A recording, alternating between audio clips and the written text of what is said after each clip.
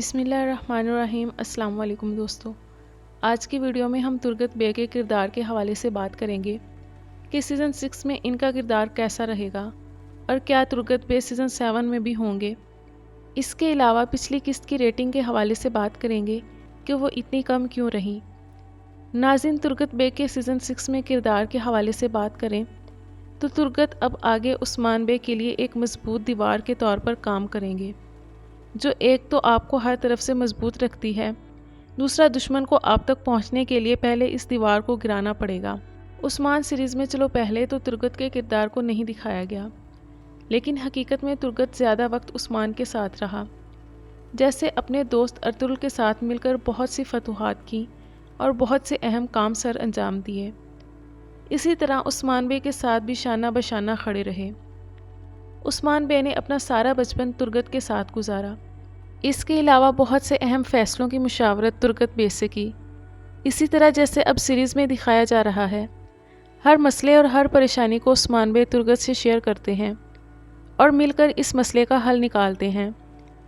तुर्गत बे उस्मान बे के बहुत अहम सिपहसालार थे, जिन्होंने उस्मान बे की वफ़ात के बाद भी इनके बच्चों का साथ दिया। इसलिए नाज़रीन, तुर्गत बे सीज़न 7 में भी दिखाए जाएंगे, क्योंकि उस्मान के बाद तुर्गत ने ओरहान के साथ मिलकर भी काफ़ी फतूहात की, जिसमें बुरसा की फ़तह भी शामिल है।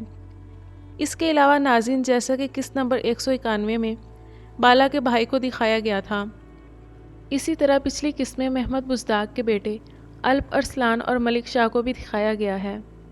इसके अलावा किस्त नंबर 192 की रेटिंग की बात करें, जिसके चर्चे हर जगह हो रहे हैं।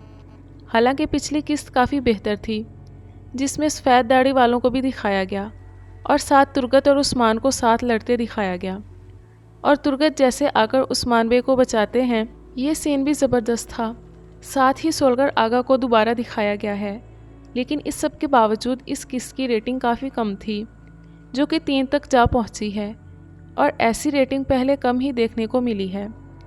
एक तो नाज़रीन, ओरहान और नीलूफ़र को अचानक निकाल दिया गया है, जो कि दोनों बहुत अहम किरदार हैं, और इतनी मुश्किलों के बाद आखिरकार नीलूफ़र खातून मुसलमान हुई और आगे इनकी कहानी को बेहतरीन दिखाया जाना था, और इन्हें सीरीज़ से ही निकाल दिया गया।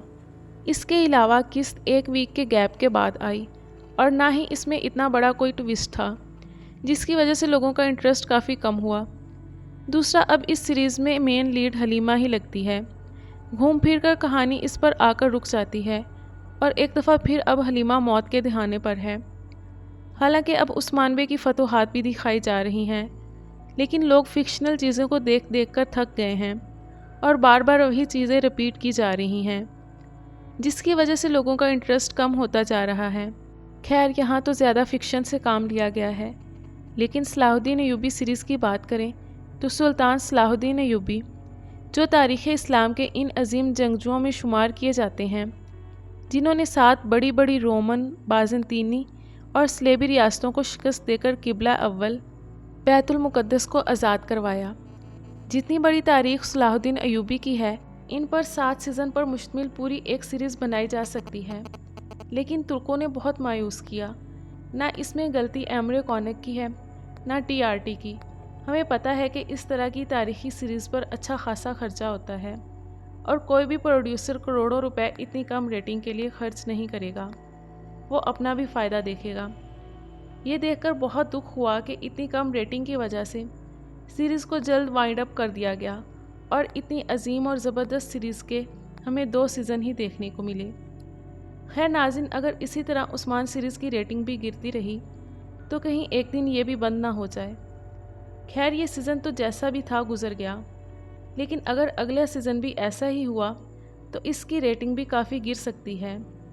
इसलिए महमद बुज़दाग को इस चीज़ का ख्याल रखना चाहिए और अगले सीज़न को फिक्शनल से ज़्यादा हिस्टोरिकल बनाना चाहिए। आप सबकी इस हवाले से क्या राय है, कमेंट्स में ज़रूर बताइएगा। उम्मीद है मेरी आज की वीडियो आप सबको पसंद आई होगी। ऐसी मज़ीद वीडियोज़ के लिए चैनल को सब्सक्राइब करना मत भूलिएगा।